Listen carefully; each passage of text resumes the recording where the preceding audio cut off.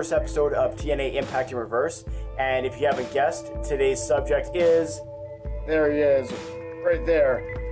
Big sexy Kevin Nash. Now, you may be thinking to yourself, why in the world would the first episode be based on Kevin Nash? I'm going to explain to you why. So there's been a whole lot of rumor, innuendo, and quite frankly, misinformation about Kevin Nash's time in TNA Impact, and we're going to blow through some of that right here and set the record straight in a couple of topics. So Kevin Nash started with the company back in November 2004. He had 85 total matches in TNA Impact with a 48-33-4 record. Now, I'm sure that you've heard through the grapevine and whatever, and somewhat based on his time in WCW that, oh, he only went there and he never did jobs and he won every single match. Well, the record proves it that he didn't. Now, of note, 53 of those matches were multi-man matches, so his singles record in TNA Impact was actually 18-10-4. But still dispels the rumor, if you will, that he just went in and beat everybody and never did anything, never did any jobs or anything like that. So it's simply not the case. Now, you may think to yourself, why is he important in the history of TNA Impact? Well, there's one match in particular that proves just of how important he was to the company at the time. And this goes back to TNA Turning Point 2008, his match against Samoa Joe. Now, this match was an absolute barn burner. This really put Samoa Joe on the map as being the absolute badass, crazy son of a bitch that we all know and love. Unfortunately, is not portrayed as such where he is right now, but was that kind of wrestler in TNA Impact. And this match is really the one that put him over the top. Kevin Nash had to pull every single trick out of the veteran book. He bloodied Samoa Joe. He exposed the turnbuckle. He gave Samoa Joe the low blows.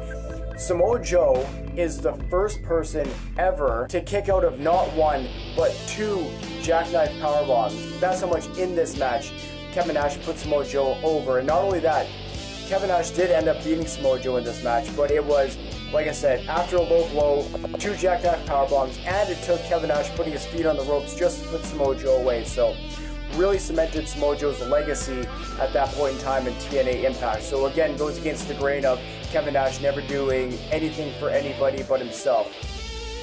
So that's pretty important. What was also equally important was the fact that he did the paparazzi productions.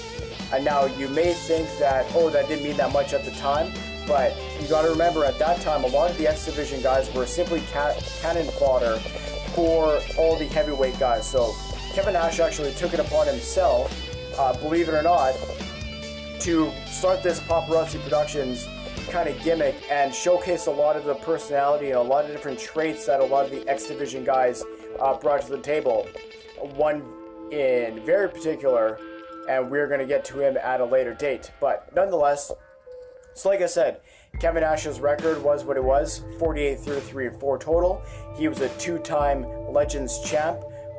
Dropping it a couple of times to Mick Foley, believe it or not, actually. He was also a one-time tag team champion, first with Scott Hall, and then Scott Hall was released from the company for reasons I'm sure you can understand why, and was replaced with Eric Young. All that being said, he was also part of the Main Event Mafia. He did a stint with the band, and he was also with the Kings of Wrestling. So he also left the company in October of 2010. So like I said, just kind of dispelling the fiction, rumored innuendo that Kevin Nash went there, he just won a bunch of titles, he never put anybody over. That's simply not the case, as the record points out, as the title amounts point out. And like I said, throw that TNA Turning Point 2008 match in your GWM machine, you will know exactly what I'm talking about, how Kevin Nash was able to put over Samoa Joe big time, especially when Samoa Joe was on the rise. And that was Kevin Nash's time in TNA Impact. Boom. Hey, Taxman here. Did you like that video?